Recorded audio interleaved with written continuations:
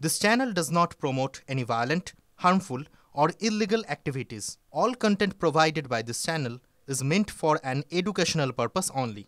Cancer Healer Center, a new beginning. Howrah Tarakeswar শাখায় বন্ধ train, ভোগান্তিতে যাত্রীরা অনেকেই ট্রেন ধরার জন্য সকালে স্টেশনে পৌঁছে যান। স্টেশনে গিয়ে জানতে পারেন ট্রেন বাতিলের খবর।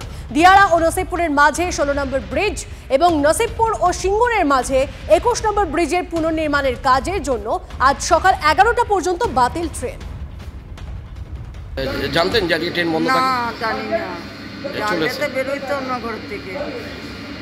অসুবিধা, তো পয়সা নিয়ে আসি নাই যে ট্রেনে অন্য জায়গায় যাবো গাড়ি ভাড়া। আমাদের সুরাকালা জামালপুর থানা থেকে আসছে এখানে, আমি যাবো মেচদা, আমার খুব প্রয়োজনীয় কাজ। আপনিও কি ব্যবসায়িক কাজে যাবেন? হ্যাঁ, আমার একটু বেশ দরকারি কাজে যাবো।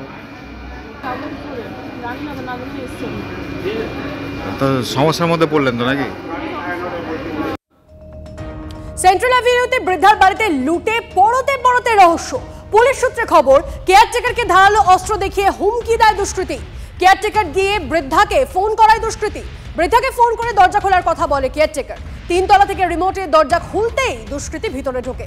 মুখে মাথায় গামছা বেঁধে সিসিটিভি ভাঙচুর করে দুষ্কৃতী। লুটের সময় বাড়িতেই লুকিয়েছিল কেয়ারটেকার। বৃদ্ধাকে অস্ত্র দেখিয়ে আলমারি থেকে লুটপাট। অপর এক দুষ্কৃতী নিচে লুকিয়েছিল বলে পুলিশের অনুমান। লুটের পর বেরোনোর সময় মুখের গামছা খুলে ভোল বদল করে দুষ্কৃতীরা। 3 তলায় কোথায় সিসি ক্যামেরা আছে, কিভাবে জানলো দুষ্কৃতী? কেয়ারটেকারকে কোনো রকম মারধর করেনি দুষ্কৃতী?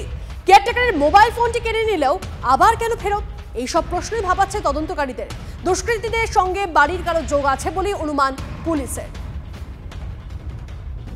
আমাদের ধারণা দ্যাট ওখানে ইন্টারনাল কোথাও থেকে কিছু ইনপুট বাইরে গিয়েছে, যার বেসিসে এই কাজটা হলো। এরকমই দেখেছি ইন্টারনাল যারা জানতেন দ্যাট এখানে এরকম ক্যাশ ডিলিং হয়, ওরা বাইরের ক্রিমিনালকে খবর দিয়েছিল। এটাতেও আমাদের দৃঢ় ধারণা, মানে ওখানে আরও মানে প্রায় 6টা ওখানে ফ্ল্যাট ছিল, একটা পার্টিকুলার বাড়িতে ঢুকেছে ডাইরেক্ট, তার মানে আগে থেকে ইনফরমেশন ছিল।